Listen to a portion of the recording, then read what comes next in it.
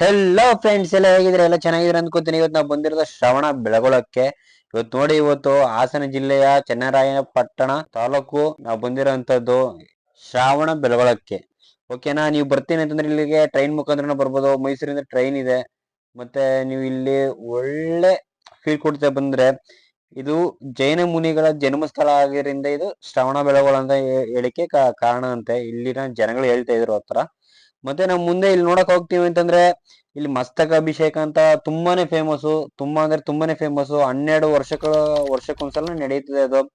Last time 2018 ಅಲ್ಲಿ ಅಂದ್ರೆ 2018 ನಡೆದಿರೋಂಥದ್ದು. ಮುಂದಿನ ಸಲ 2030 ನಡೀತದೆ. ತುಂಬಾನೇ ಸಖತ್ತಾಗಿರುತ್ತೆ. ಒಂದ್ಸಲ ಹೋಗಿ ಒಂದ್ಸಲ ವಿಸಿಟ್ ಮಾಡಿ. ಸಪ್ರೇಟ್ ಆ ಕಡೆಯಿಂದ ಇಳಿಯೋರು, ಈ ಕಡೆಯಿಂದ ಹತ್ತೋರು. ಫಸ್ಟ್ ಅಕ್ಕಪಕ್ಕ ಇತ್ತು, ಯಾಕೆ ಈ ಥರ ಮಾಡಿದ್ರೆ ಗೊತ್ತಿಲ್ಲ. ಅಲ್ಲಿ ನೋಡಿ, ಇದು ರೀಸೆಂಟಾಗಿ ಮಾಡಿರೋ ಅನ್ಕೋತೀನಿ, ಕಾಣಿಸ್ತೈತೆ ಅಂತ. ತುಂಬ ಜನ ಸ್ಕೂಲ್ ಮಕ್ಕಳೆಲ್ಲ ಬಂದಿದ್ದಾರೆ. ನೋಡಿದೆ ಕೆಳಗಡೆನೂ ಅಷ್ಟೇ, ಮೇಲ್ಗಡೆನೂ ಅಷ್ಟೇ. ಅಲ್ಲಿ ನೋಡಿ, ಅಲ್ಲಿ ಕೆಳಗಡೆ ಸ್ಕೂಲ್ ಮಕ್ಕಳು ಬರ್ತಾ ಇದ್ದಾರೆ.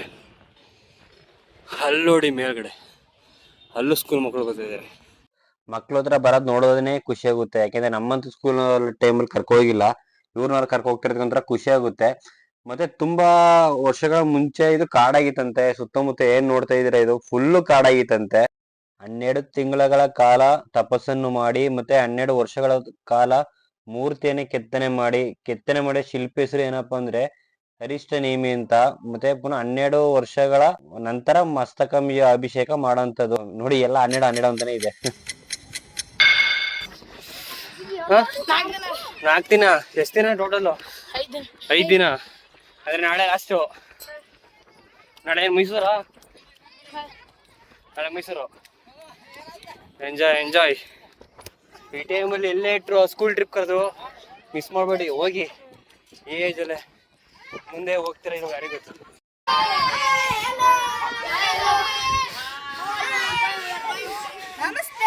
ನಮಸ್ತೆ. ಇಲ್ಲಿ ನೋಡ್ತೀನಿ ಅಂದ್ರೆ ನಿಮ್ಗೆ ರೈಲ್ವೆ ಸ್ಟೇಷನ್ ಏನ್ ಜಾಸ್ತಿ ದೂರ ಇಲ್ಲ. ನೋಡ್ತಾ ಇದ್ರಲ್ಲ, ರೈಲ್ ಹೋಗ್ತಾ ಇರೋದಂತದ್ದು.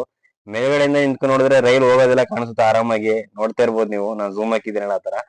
ಮತ್ತೆ ನಿಮ್ಗೆ ಇಲ್ಲಿ ರೈಲ್ವೆ ಸ್ಟೇಷನ್ ತುಂಬಾ ದೂರ ಏನ್ ಅನ್ಸಲ್ಲ. ಅಲ್ಲಿಂದ ನಿಮ್ಗೆ ಒಂದು 30 ರೂಪಾಯಿ 50 ರೂಪಾಯಿ ಕೊಟ್ರೆ ತಗೊಬಂದ್ ಬಿಡ್ತಾರೆ ಅಲ್ಲಿ ದೇವಸ್ಥಾನ ಹತ್ರನೇ. ಆ ಬೆಟ್ಟದಿಂದ ನೀವು ನಡ್ಕೊ ಬರ್ಬೋದು.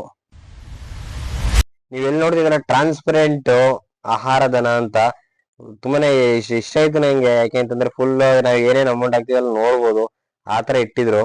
ಬನ್ನಿ ಇವತ್ತು ಎಲ್ಲಾ ದೇವಸ್ಥಾನ ಒಂದು ರೌಂಡ್ ಹಾಕ ಬರೋಣ.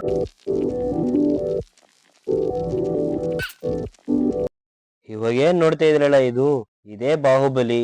ಇದೇ ನೋಡಿ ಗೊಮ್ಮಟೇಶ್ವರ. ನಮ್ಮ ಕರುನಾಡು ಕೊಟ್ಟಿರೋ ಹೆಸರು ಗೊಮ್ಮಟೇಶ್ವರ ಅಂತ. ನೋಡಿ, ಇದು ಏಷ್ಯಾದ ಅತ್ಯಂತ ಏಕಶಿಲಾ ವಿದ್ಯಾಗಿರಿ. ಇದು 58 ಅಡಿ ಎತ್ತರವಾಗಿದೆ. ಮಾತ್ರ ತುಂಬಾನೇ ನೋಡಕ್ ತುಂಬಾ ಸಗದಾಗಿತ್ತು. ಮಾತ್ರ ಒಳಗಡೆ ಎಲ್ಲ ಇನ್ನೂ ತುಂಬಾ ದೇವಸ್ಥಾನಗಳಿದೆ, ಅಂದ್ರೆ ಮೂರ್ತಿಗಳು ನೋಡ್ಬೋದು. ತುಂಬಾನೇ ಚೆನ್ನಾಗಿ ಅನ್ಸುತ್ತೆ. ಮಾತ್ರ ಯಾವ್ರು ನೀವು? ಯಾದಗಿರಿ. ನಮ್ದು ಮೈಸೂರು. ಬನ್ನಿ. ನಾಳಿನ ಪ್ರಜೆಗಳು ನೀವೆಲ್ಲ, ಭಾರತದ ಪ್ರಜೆಗಳು. ಓಕೆ ಫ್ರೆಂಡ್ಸ್, ಮುಂದಿನ ವಿಡಿಯೋದಲ್ಲಿ ಸಿಗೋಣ. ಲೈಕ್ ಮಾಡಿ, ಶೇರ್ ಮಾಡಿ, ಹಾಗೆ ಸಬ್ಸ್ಕ್ರೈಬ್ ಮಾಡಿ ಅಂತ ಈ ವಿಡಿಯೋನ ಇಲ್ಲೇ ಮುಗಿಸ್ತಾ ಇದ್ದೀನಿ. ಓಕೆ ಫ್ರೆಂಡ್ಸ್, ಬಾಯ್.